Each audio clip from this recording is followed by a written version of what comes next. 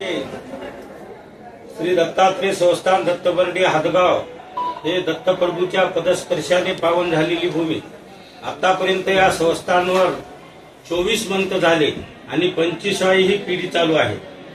पूर्वीच्या काळापासून या दत्त मंदिराचा जीर्ण उद्धार करण्यासाठी आम्ही या पंचक्रोशीतील सर्व अनुसूया माता महिला मंडळ असो तसेच दत्तभक्त असो प्रत्येकानं या दत्तबर्डीसाठी तन मन धन देह गुरुला अर्पण या म्हणीप्रमाणे सर्वांना आपलं गुरुघर म्हणून या दत्तचरणी सर्वांना काही आतापर्यंत या संस्थांवर पूर्वजाच्या काळात त्यांच्या सोयीनुसार इथं पांढऱ्या मातीची माडी होती आणि पूर्वीच्या काळात ज्यावेळेस आम्हाला इथं या संस्थांवर 1983 ला बसविलं, म्हणजे जवळपास मला 42 वर्ष या संस्थांवर बसून झालं।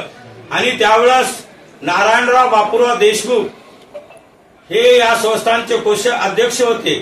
प्रभू तिमाजी जाधव वाटेगावकर हे या संस्थांचे विश्वस्त होते। नामदेवराव पाटील डोंगरगावचे मुलगीर हे सुद्धा या संस्थांचे विश्वस्त होते आणि फळीचे आपले दत्तराव कदम या संस्थांचे विश्वस्त होते।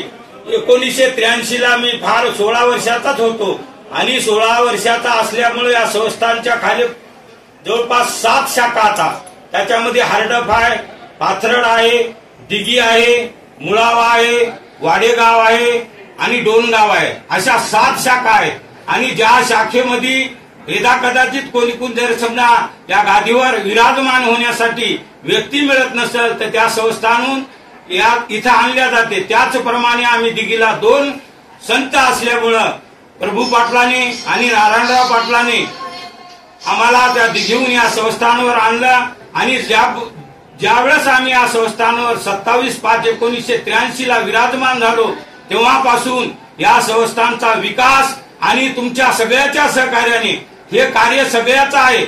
उद्या होणाराही 4 तारखेची शाही मिरवणूक ही आपल्या समस्त विनवित मध्ये आपण समस्त हादगाव नगरी याचं नाव टाकलेलं आहे, कारण कोणी याचा मान पान घेऊ नये, कारण हे सर्व देवाचं कार्य आहे। आपण देवाचे आहोत, देव आपला आहे, याच्यासाठी सर्व तन मन धनाने हे हादगाव नगरीचं काम आहे। कारण हे संस्थान सुद्धा श्री दत्तात्रेय संस्थान दत्तबर्डी हादगाव या नावानं लौकिक आहे, म्हणजे सर्व महाराष्ट्र असो, आंध्र प्रदेश असो, कर्नाटक असो, हादगाव याच नावाने हे संस्थान ओळखले जाते। पूर्वीच्या काळात प्रत्येक पिढीला या देशमुख परिवारामधून या संस्थांवर पिढी परत एक मुलगा दान देत होते, पण ते काळ आता राहिलेला नाही।